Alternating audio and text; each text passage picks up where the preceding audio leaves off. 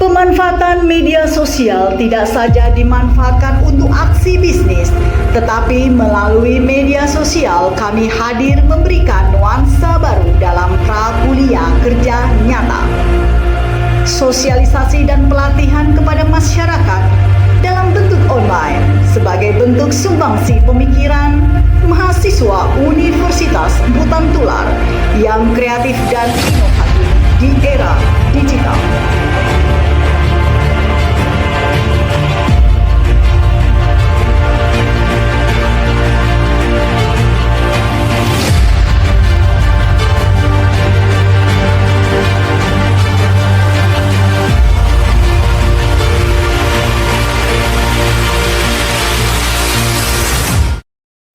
Selamat datang di podcast kita pada hari ini, yaitu Lensa Kreativitas yang berkolaborasi dengan Kreatif Pembelajaran, dan juga jangan lupa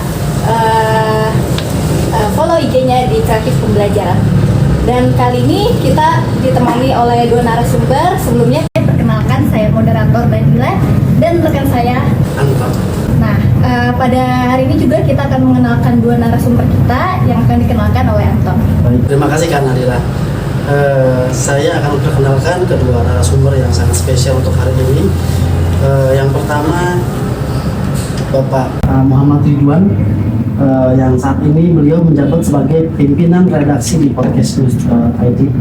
Dan narasumber spesial kita untuk hari ini ada Ibu Serepina Yurmaida, SOS, MPD, MIKOM, CAC. Sebelum kita lanjut ke tema berikutnya, boleh Kak Nadila untuk membacakan kembali tema yang akan kita bawakan pada hari ini. Jadi tema kita pada podcast hari ini tentang penggunaan media sosial untuk pemberdayaan masyarakat yang nantinya untuk sebagai program pra-KKN kita di bulan Desember mendatang.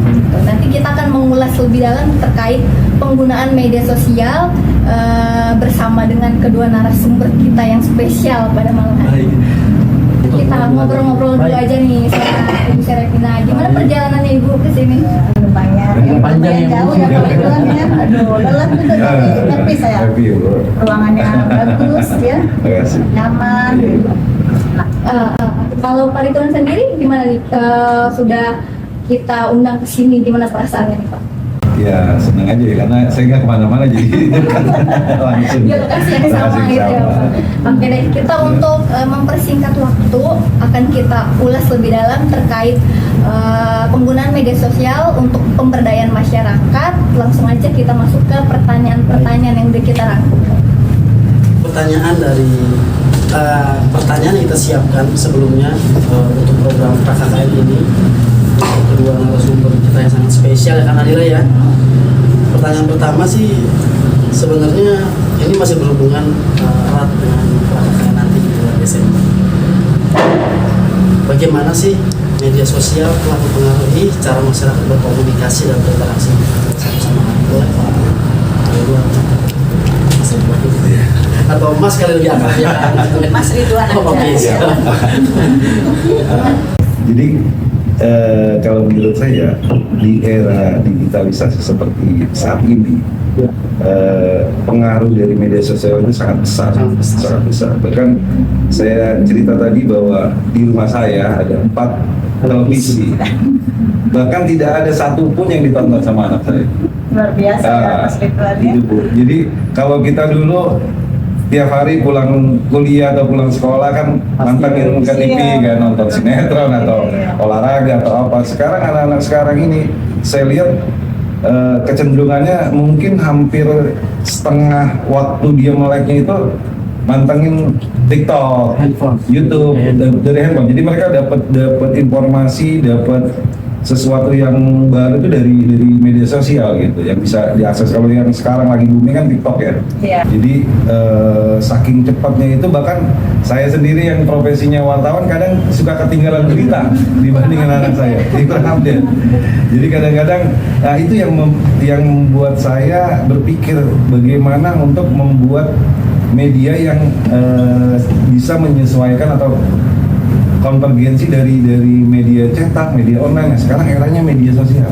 Jadi saat ini lebih berkembang pesat media sosial dibanding media cetak pada Iya, media konvensional lainnya. Menurut Ibu sendiri bagaimana nih pengaruh cara masyarakat berkomunikasi dan berinteraksi satu sama lain tentang media sosial? Ya, tadi seperti disampaikan ya Mas Ridwan ya, sekarang di era digital ya, di era Semua digital serba ini digital. loh, kalau kita tidak manfaatkan teknologi juga, kayak kita bisa ketinggalan juga ya, ketinggalan juga. Jadi kita mengikuti lah di era digital ini, apalagi di pra-KKN ini mencoba untuk bagaimana memperkenalkan ternyata kegiatan seperti ini akan mudah didapat informasinya, justru akan lebih mudah dan lebih cepat juga kita menyosialisasikan gitu kegiatan-kegiatan kita dan cepat direkam ya, cepat direkam ya Mas ya kalau untuk audio visual seperti ini. Jadi menurut Ibu ya manfaatkanlah teknologi yang ada ini, jangan sampai kita sia-sia ya. Iya. Menyinggung tadi program KKN nih Bu. Iya, betul. Boleh nggak sih Bu diceritain sedikit aja, nanti kita akan bahas lebih dalamnya, tapi mau tahu Sedikit polanya aja mungkin covernya dulu nih Seperti gimana? apa tuh, Bu? Nah, kuliah kerja nyata, jadi gini Mas Ridwan sekalian ini supaya nanti Mas Ridwan bisa bantu kita ya. Betul, minta ide-idenya gitu ya. Jadi kuliah kerja nyata ini kan di mana mengaktifkan semua mahasiswa kita untuk turun di lapangan ya, mengaplikasikan ilmu pengetahuan pengalamannya ya, dan turut serta juga para dosen ya. Nah, di sini saya mencoba untuk melihat, mendesain kembali metode pembelajaran, yaitu dengan sebelum KKN ada perah untuk memperkenalkan, mempromosikan kegiatan ya, yaitu dengan kegiatan podcast ini memperkenalkan bahwa mahasiswa itu mampu untuk mempromosikan kegiatannya. Iya, betul. Kemudian kedua, sasaran dan target yang mau ditemui, ya itu kan kita disabilitas nih Mas Ridwan gitu. Jadi alangkah bagusnya diikut sertakan nanti pada saat diikut sertakan di saat di hari KKN kita, karena memang berjalan 3 hari. Rencananya bulan apa nih Bu?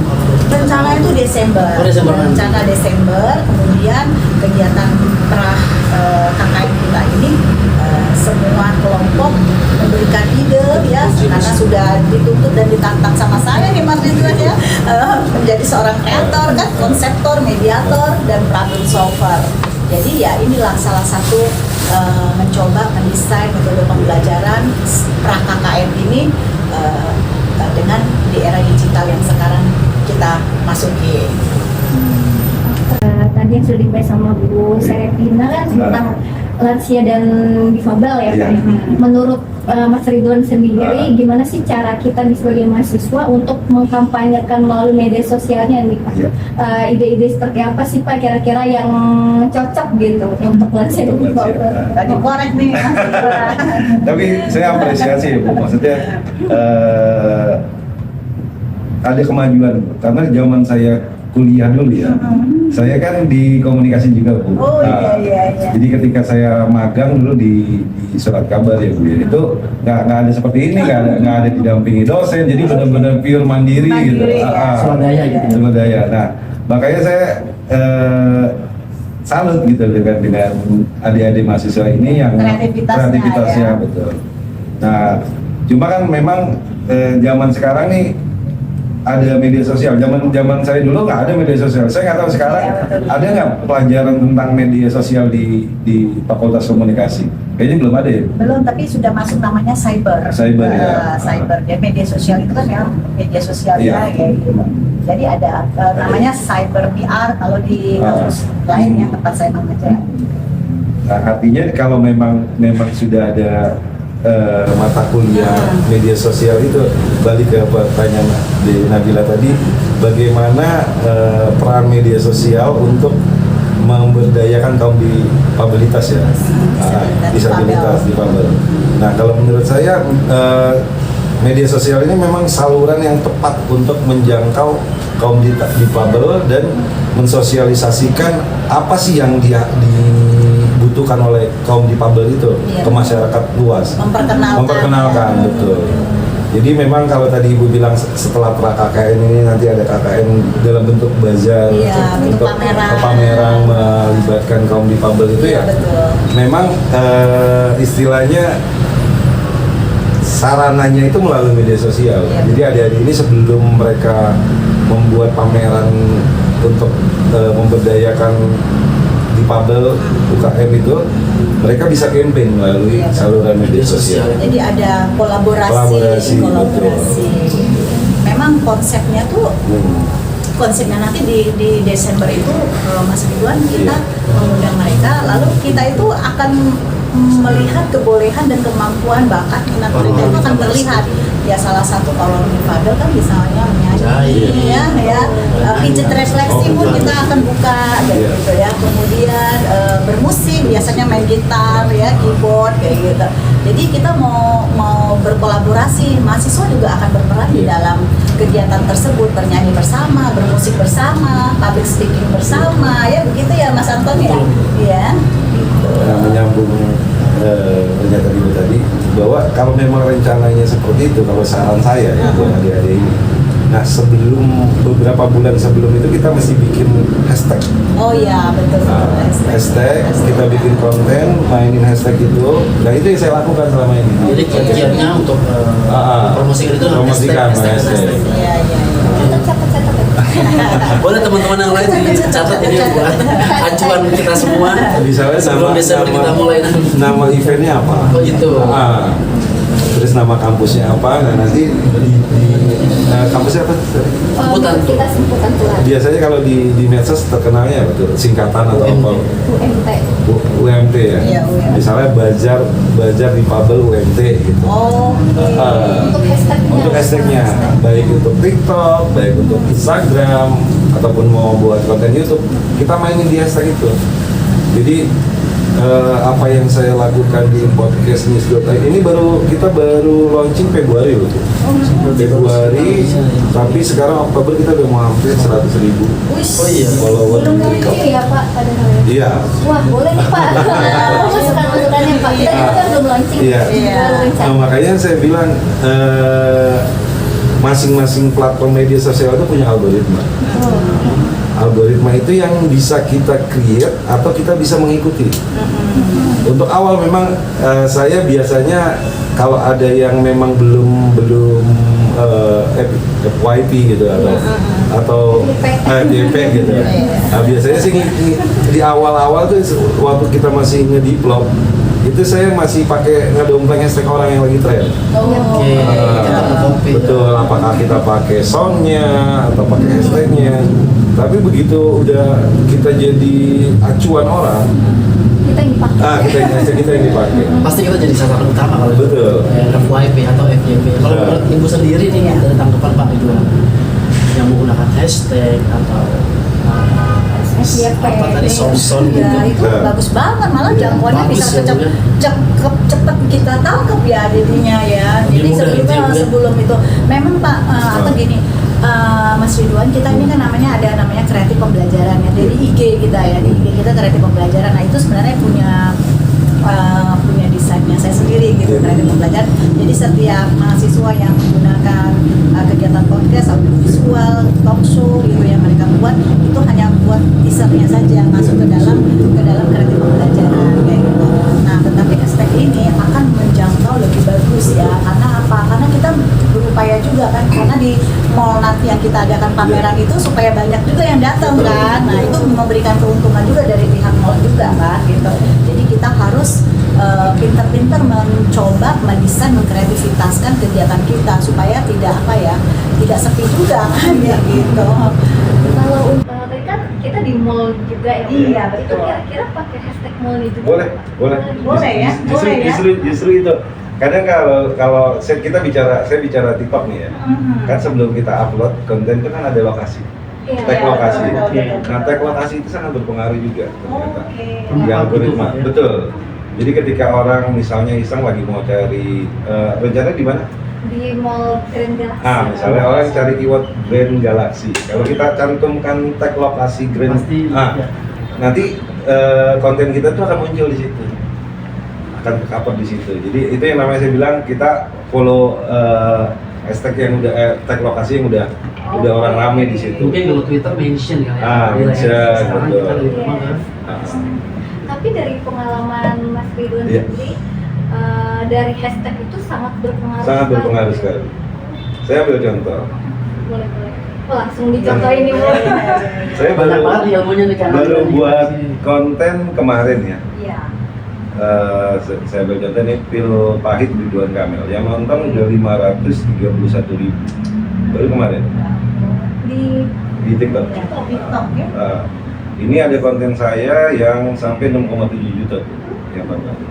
Ada soal Raffi Ahmad ini 5,6 juta. Nah, ini soal Grace Natali versi 1,5 juta. Kiat-kiatnya apa nih Mas Ridwan ya?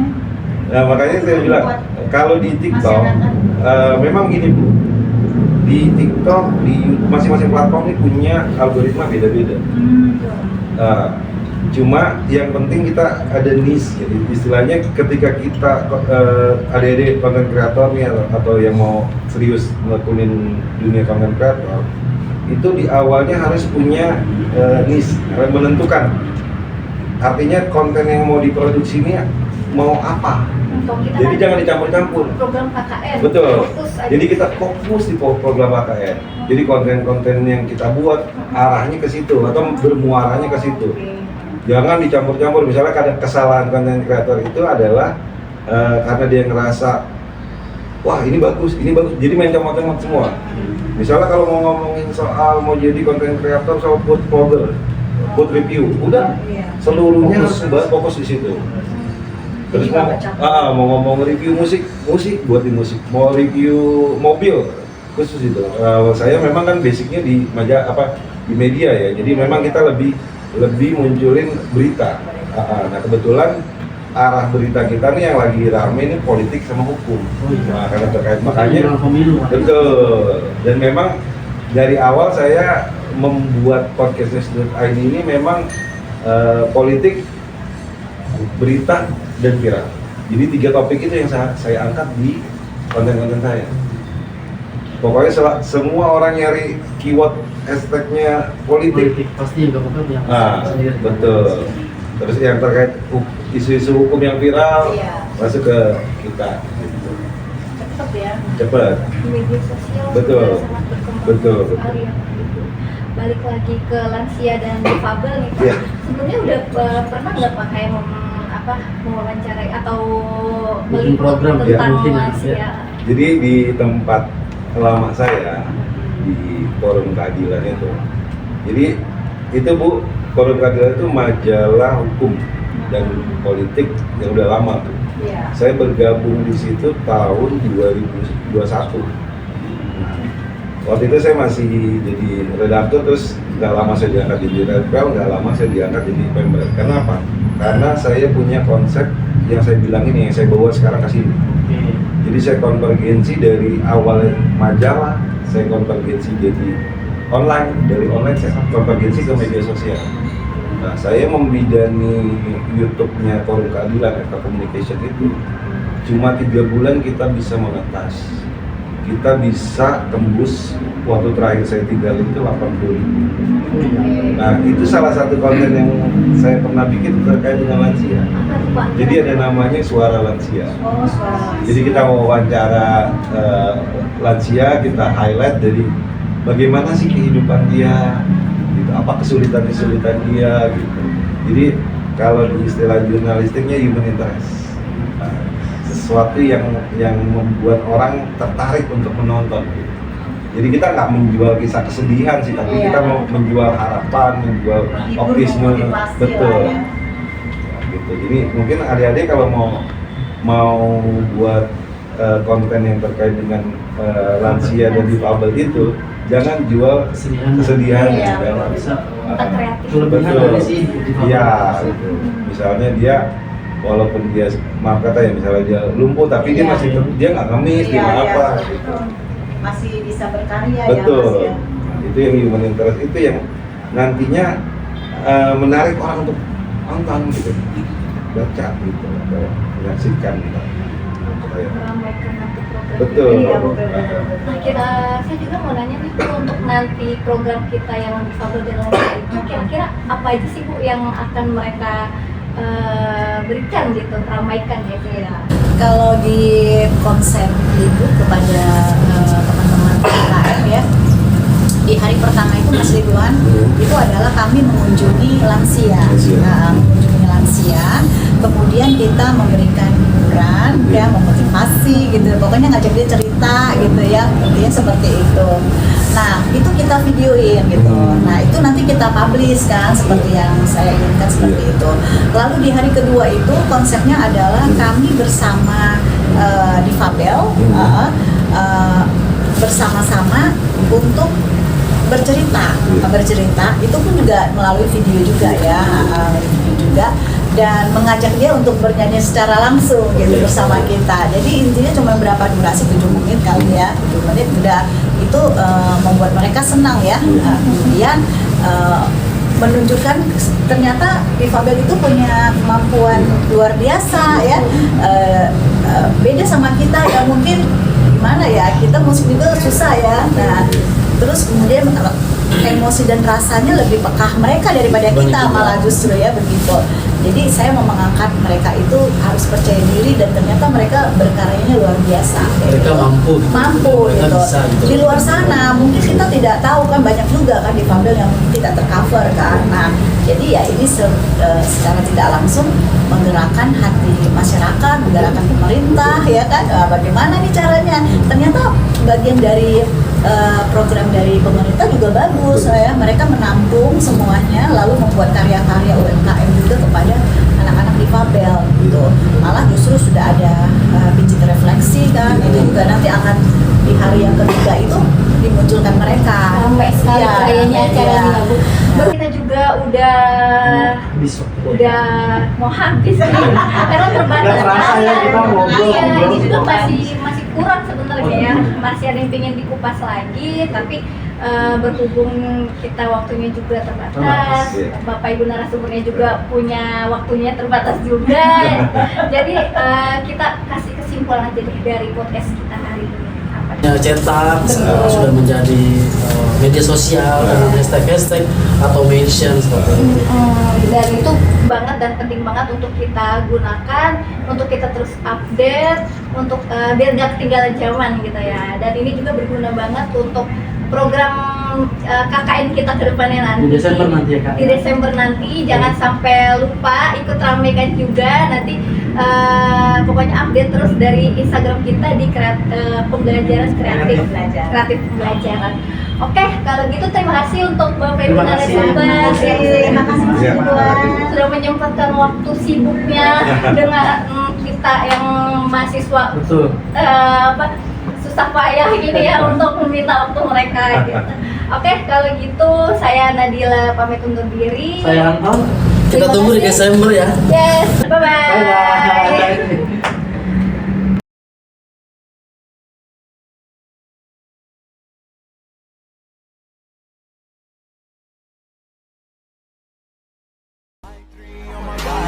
I'm an icon, man. I'm a girl about a 10. I should fuck her in a bed.